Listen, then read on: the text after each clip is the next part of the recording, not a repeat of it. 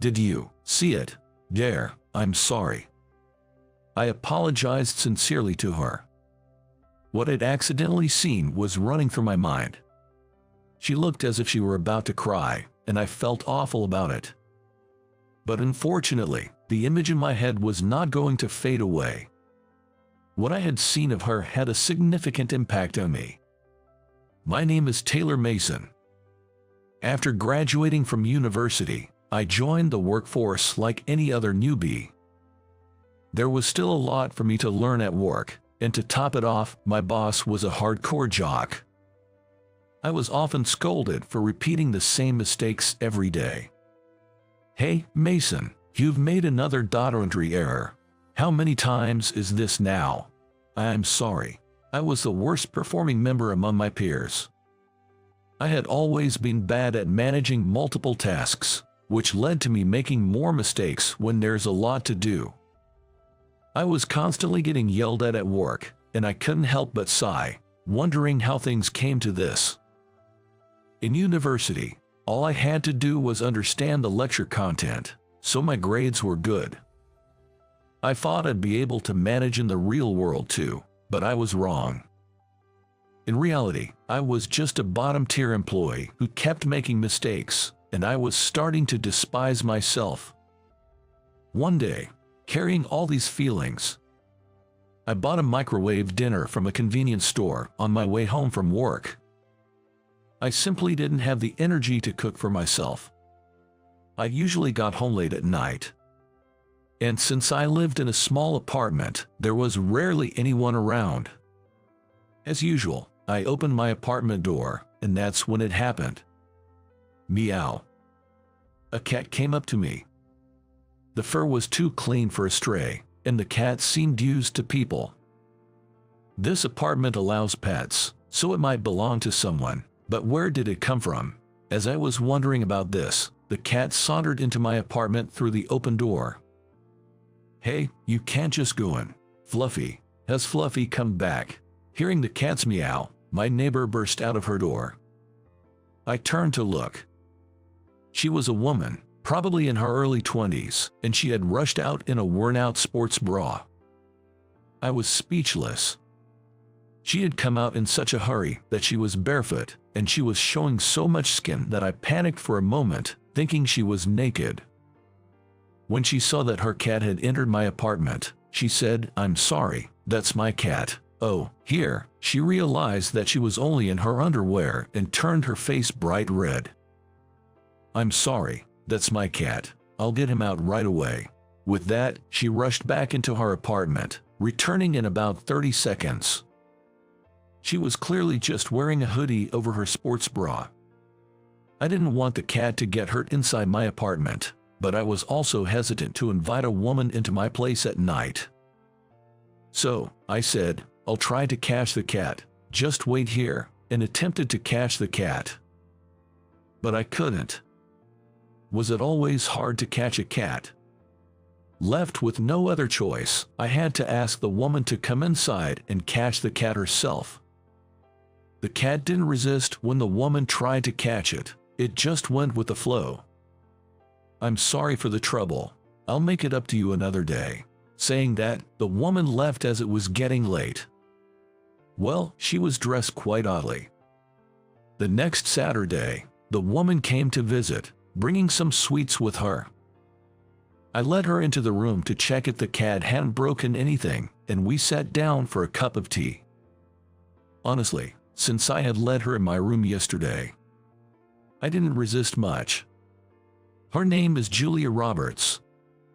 She seemed to be a college student, and from the big shoulder bag she brought, it seemed she probably planned to study somewhere after this. She owned a cat named Fluffy.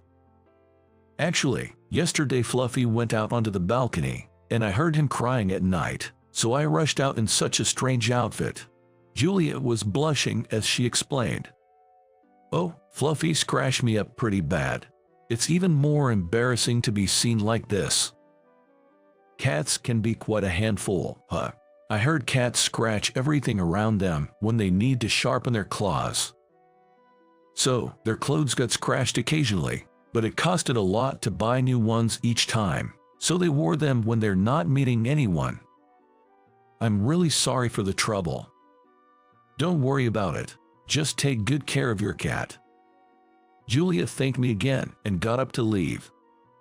But at that moment, her shoulder bag fell over and all the documents inside spilled out. Are you okay? As I scrambled to gather the papers, she exclaimed, No, no. She quickly snatched the papers away from me. But I had seen it. The documents were notices of re-examinations from her university. And there were so many of them. The number of re-examinations was so large, it made me worry about her credit completion. Did you see it? Yes, I'm sorry. I apologized sincerely. At that, Julia blushed deeper than when she had been seen in her underwear, her face on the verge of tears. Everyone says it. They say college is a piece of cake if you attend lectures, but it's impossible for me. I'm not smart. Wah. Overwhelmed with emotion, Julia collapsed right where she stood. It seemed her academic performance was severely to the point where not only graduation, but even progressing to the next grade was in jeopardy. She had always been made fun of for her grades, and it seemed she had developed a complex, or rather, a trauma about it. Well, if you want, I could help you with your studies. No, I went to the same university. I took the same courses you're having re-examinations for. Really? What a coincidence. Julia was attending the same university I had. So that made her my junior.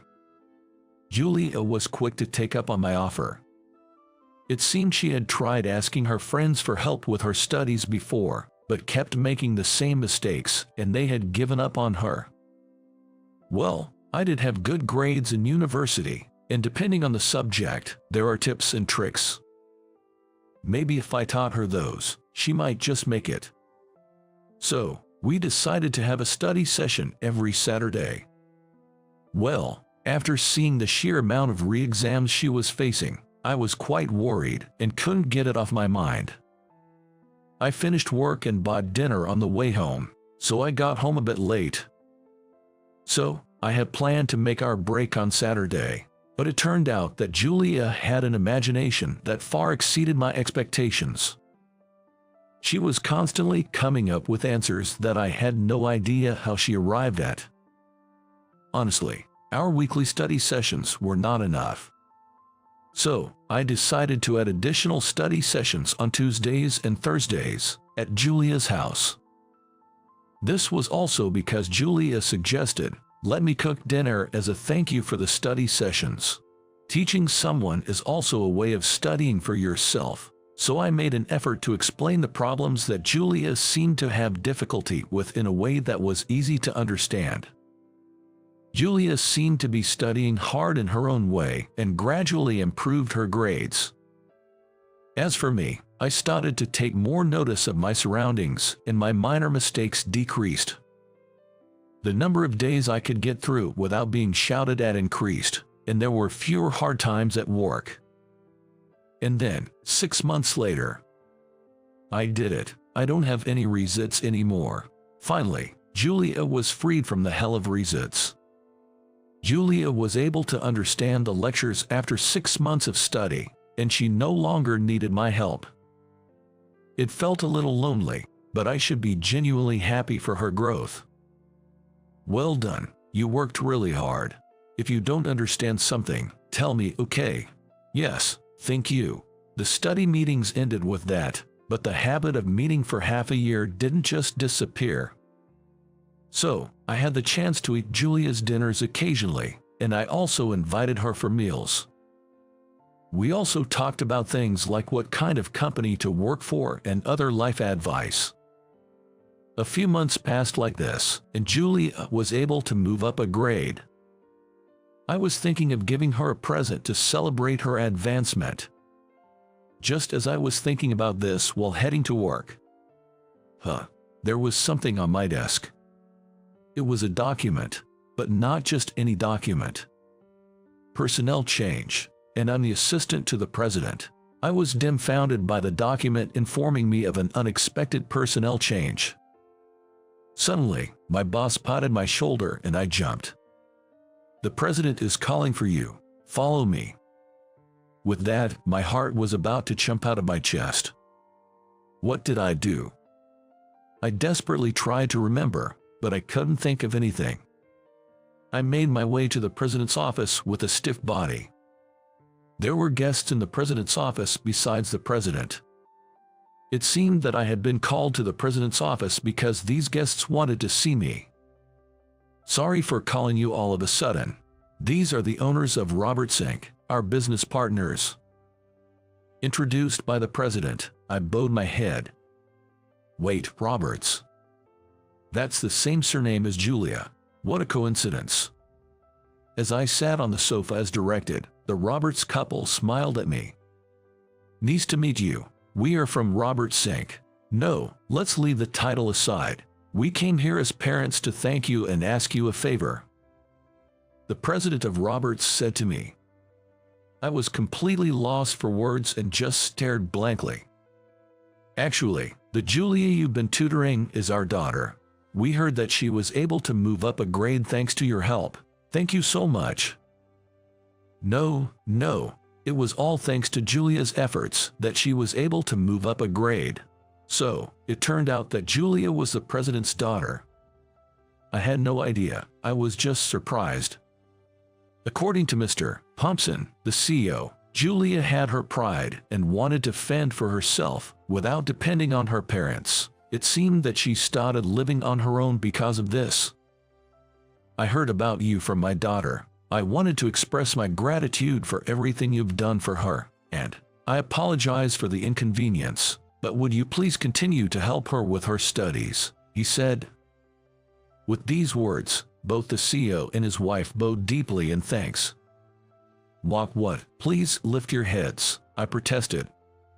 Being shown such respect by the CEO, a man like me, just an ordinary employee, felt quite awkward. After a few insistences, they finally raised their heads. Apparently, Julia had always had bad grades since she was young. She had received tutoring from various people, but it seems the only one who could make a real difference was me. Julia trusted me, and the ridiculous personnel change that made me the CEO's secretary happened so that it would be easier for me to adjust my work schedule. Our CEO was quite capable, so he didn't need an assistant. His permission allowed me to go to Julia's place at any time. In other words, I don't have any right to refuse. But why did the CEO go to such lengths? Was it simply because he valued this business relationship that much? Actually, we've been friends since we were kids. You know, the so-called best buddies. I've known Julia since she was a little girl, and I've been as troubled as anyone else by her academic performance," he revealed. Because I seemed puzzled, the CEO was kind enough to explain our relationship. Apparently, when Julia was in high school, the CEO used to supervise her studies. She managed to pass her college entrance exams, but it seems she ended up in a sort of remedial hell. Of course, my salary remained the same even though my department had changed, so it's a win-win situation for me, or so it should be. However, this lack of a right to refuse showed me the frightening power that adults with authority hold. And so, it was decided that I would be taking care of Julia, approved by both her parents and the company.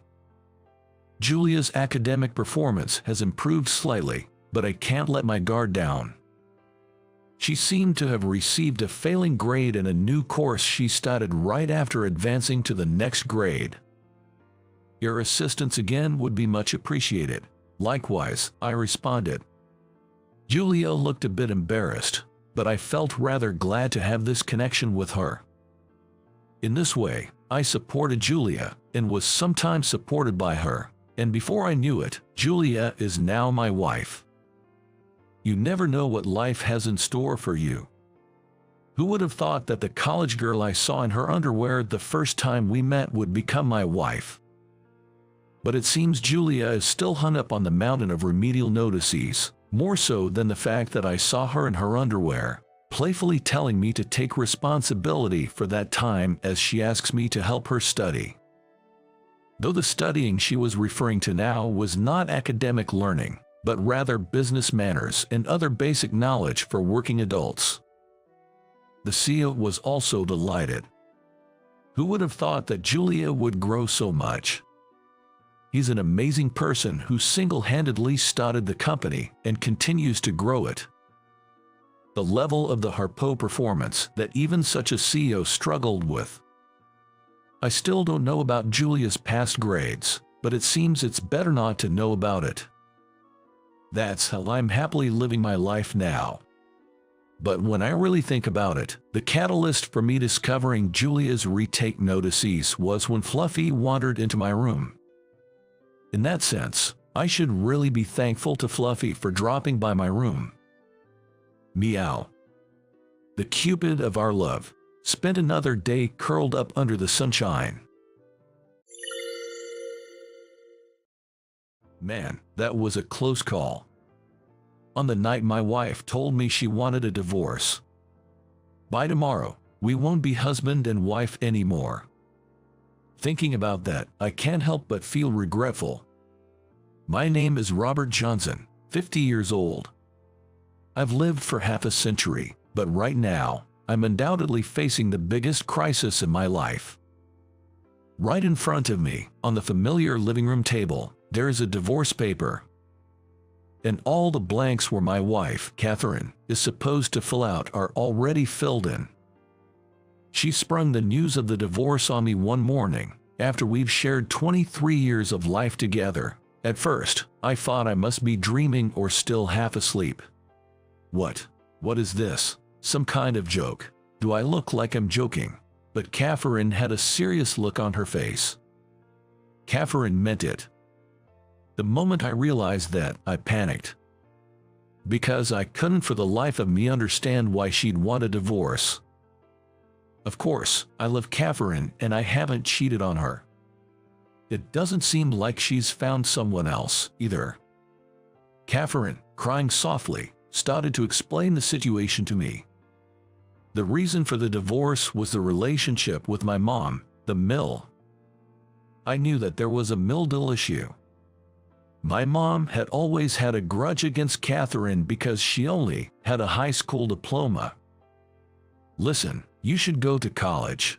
High school grads can't get good jobs and they lack common sense. You'll only end up suffering if you're with them. This has been my mom's mantra for as long as I can remember. My mom raised me as a single mother and even put me through college. My high school grad bat left us for another woman and debt. That's why she hates high school grads. Of course, there's some truth to that. But there are people with no common sense in the world, whether they are college or high school graduates. In Catherine's case, she lost her parents early on and had to start working right after high school to support herself. She's very responsible, and I've never found her to be unreasonable. I managed to convince my mom to agree to our marriage, and I've stepped in a few times to mediate their disputes, but it seems she's been bad-mouthing Catherine behind my back. But Catherine has been enduring all this. As I've said before, I was raised by a single parent, and the only relative Catherine could rely on was my mom. So, now that our daughter Lily is 23 years old and getting married this year, she's brought up the subject of divorce. Your mother will be attending the wedding, right? You know, your mother told me if you come, it'll be a hassle for Lily. Don't come to the ceremony. I never thought I'd be told not to attend my own daughter's wedding. I've put up with this for so long, but I can't take it anymore. I can't live with your mother anymore, and I don't want to. And you didn't help me. I can't believe you. So, you're saying you hate me now? In my shock, I blurted out some unnecessary words. With a trembling voice, Catherine clearly stated, I don't know right now, but I do hate your mother, and then she got up and ran crying into our bedroom. I'm ashamed to say that I was too shocked to move. I thought I was doing my part to keep my mom from hurting Catherine, but it wasn't enough. I had thought I was helping, but I failed to notice the strain on Catherine as she bore her limits. My mind was a complete mess. I couldn't understand anything. The only thing I could comprehend was that Catherine was determined. I wonder how much time has passed. Finally regaining some composure, I dialed up my mother. It was to verify the facts. But blurting out, "You've been harassing my wife, haven't you? It's so wrong to be harsh on Catherine," would just cause a quarrel. To keep the conversation calm, I started with casual chit-chat and tried to subtly probe her thoughts on Catherine. However, all she said was, "Catherine seems a bit out of touch. I wish she'd pull herself together," without making further comments about Catherine. Whether she was skillfully hiding something or just oblivious, I couldn't figure it out over the phone. What should I do? I was racking my brain, looking at the divorce papers. "Dad, are you okay?" It was Lily who approached me. I tried to quickly hide the divorce papers, but she said, "So Mom has finally made up her mind, huh?" It seemed like she had already figured out what was happening. "Finally, did you know that Catherine wanted a divorce?" She didn't tell me directly, but I knew she'd been enduring a lot. Apparently, Lily had been recording my mother's harassment on her phone. She seemed willing to let me hear it, raising the volume to the max. "Catherine, haven't you cleaned again? You're a stay-at-home mom. You should do it every day. Seriously, you're hopeless." It seemed like this was what my mother had suddenly said to Catherine when she visited. "I'm sorry, Lily has a fever, so I thought it'd be better to keep the noise down." Lily has a fever. That's what happens when you live in a dirty environment. This just shows the importance of daily cleaning. Listening to this, I felt genuinely disgusted. While what she said was not wrong, there was an irritating, nagging, and unpleasant feel to it. Another recording started with my mother yelling at Catherine as she was preparing dinner. "What's with this bland food? Are you serving such awful meals to Johnson and Lily? Well, isn't it better to have less salt? It's healthier." Lily, indeed, too much salt is bad, but too little is just as harmful. This can wreck your health. I recall my mother visiting every 3 to 4 days. I can't believe Catherine had to put up with such constant nagging at least twice a week. As I stood there in shock, Lily sighed and said, "Mom has been enduring this all along. She loves you, Dad, and she knew how much you valued Grandma. But I'm sorry, I really hate Grandma. I don't want her at my wedding." Well, that makes sense. Even I would want to avoid someone as nagging as this in my workplace. But, while you can avoid or quit your job to escape such a situation, you can't do the same with your in-laws. I permitted my mother to frequently visit as I thought she was happy about her first grandchild and could be of help to Catherine. However, if such conversations occurred repeatedly, I can understand why Catherine would want to leave. There were several instances of overstepping that I reprimanded my mother for, and I thought she had improved. But the truth was, I couldn't protect the person I loved. I felt extremely regretful and sad. If making Catherine unhappy is inevitable, maybe it's better if we part ways, I muttered under my breath, and at this, Lily's expression hardened. "What did you promise God, Dad?" At her words, I tilted my head in confusion, only to see Lily's expression grow even more stern. "I might be a woman, but I want to support my future husband forever. He promised to protect me for the rest of his life. He even told you the same thing when he met you, didn't he? Aren't you supposed to protect Mom? Mom is also at fault here. You don't understand unless things are spelled out for you. Communication is so important, really. Right now, Mom has no allies, Dad. Think about it." Lily said this calmly, then left the room. Her retreating figure overlapped with that of Catherine. When I decided to marry Catherine, I resolved to protect her at all costs. But now, Catherine is trying to distance herself from me. She's crumbling, trying to isolate herself. I stood up and took out the wedding ring that had been tucked away in the back of the dresser.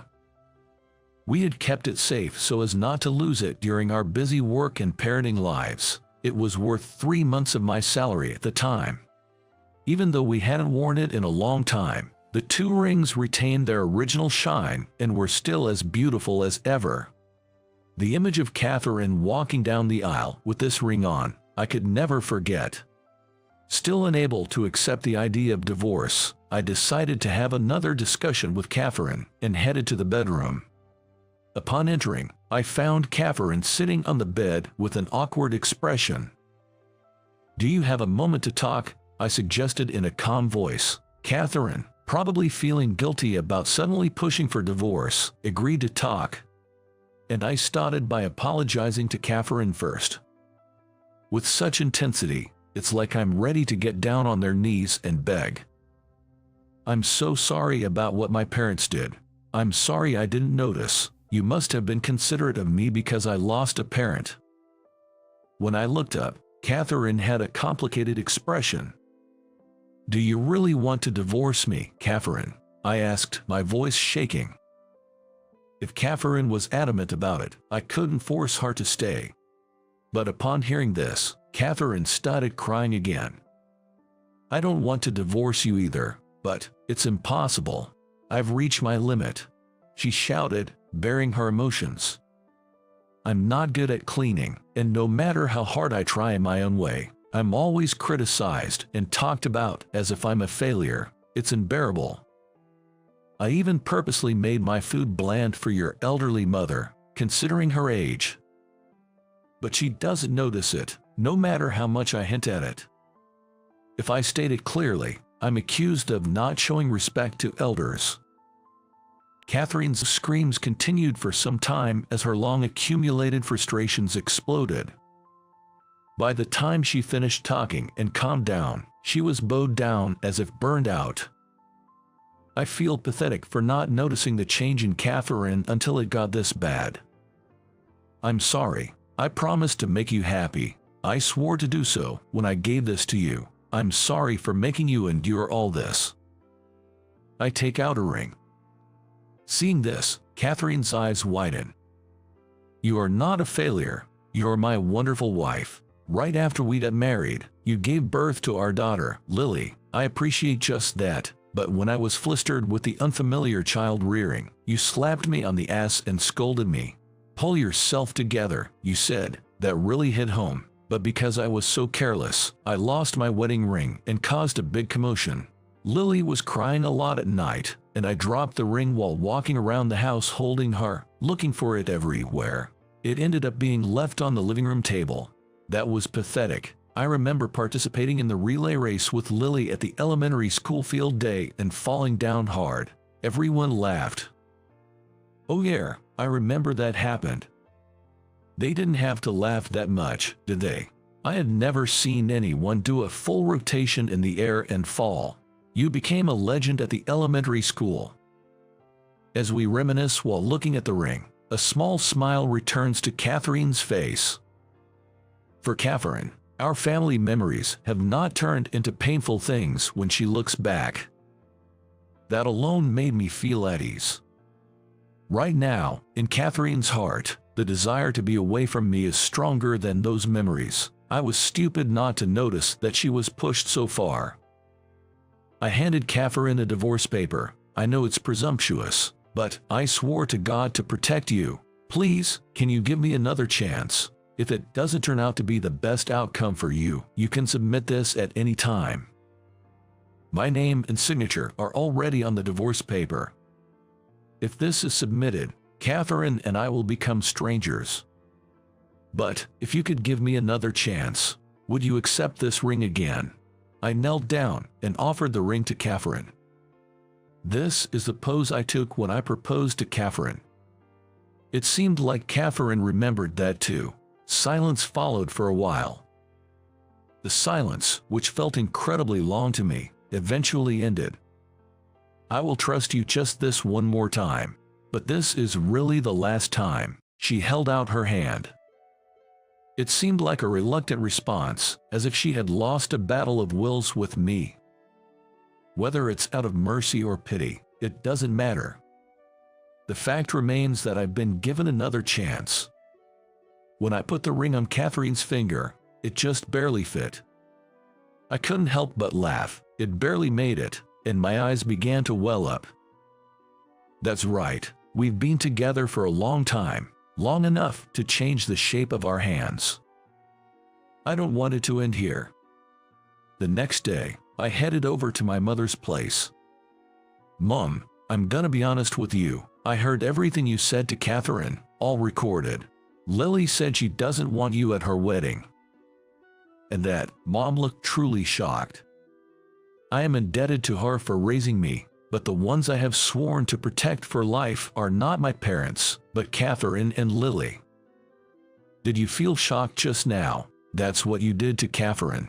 Why did you do that to her? Because she only finished high school. Just because she's a high school graduate, you deny all of her worth. You never listen to anyone when you've set your mind to something, and it's gotten worse as you've aged. If this continues, I can't let you meet my family anymore. As I said this sternly, Mom dropped her head. With a feeble voice, as though squeezing the words out, my mother opened up. You might not believe me, but I was truly happy when Catherine came into our family, as if I had a daughter of my own. I wanted her to learn my way of doing things, which is why I think I was strict with her. She didn't know many things, and I thought she would embarrass herself as she was. I was hard on her, considering that she lost her parents and didn't have a chance to learn. It's natural she couldn't do many things, but I only kept criticizing her. I know, as her male, she couldn't voice out her opinions. Why couldn't I be more kind to her? According to my mother, the comment about not attending the wedding was actually a harsher way of saying she was worried about Catherine not being able to handle the manners and etiquette of such events. Even I am not perfect at handling these traditional customs. It seems like the harsh treatment was also due to neighbors commenting about Catherine's lack of etiquette. It appears the initial trigger was her not wanting Catherine, who she saw as her own daughter, to be talked about poorly anymore. I thought that it's just like my perfectionist mother. But, regardless of my mother's intentions, the recorded conversations were not excusable. I'm really sorry. If my precious girl left me, my mother, with her hands covering her face, was visibly shaken. It was the first time I saw my always assertive mother like this. When I went back home, I told Catherine and Lily about the day's events. Both of them had complicated expressions, but we concluded that we would try to understand and get closer from now on. My mother, learning that she needs to refrain from saying too much and that observing is also important, started to pass any comments through me, and our relationship improved. The relationship was mended to the point where she could attend Lily's wedding. And today is Lily's wedding. Lily, who resembles Catherine so much, is walking down the red aisle with me. Lily, who looks so happy as the ceremony is about to start. Seeing Lily like that, neither Catherine nor I can stop our tears. On our fingers, wiping away each other's tears, were the rings that we had used to pledge our love 23 years ago, quietly shining. How was it? Subscribing to the channel will be an encouragement for our work. See you again in the next video.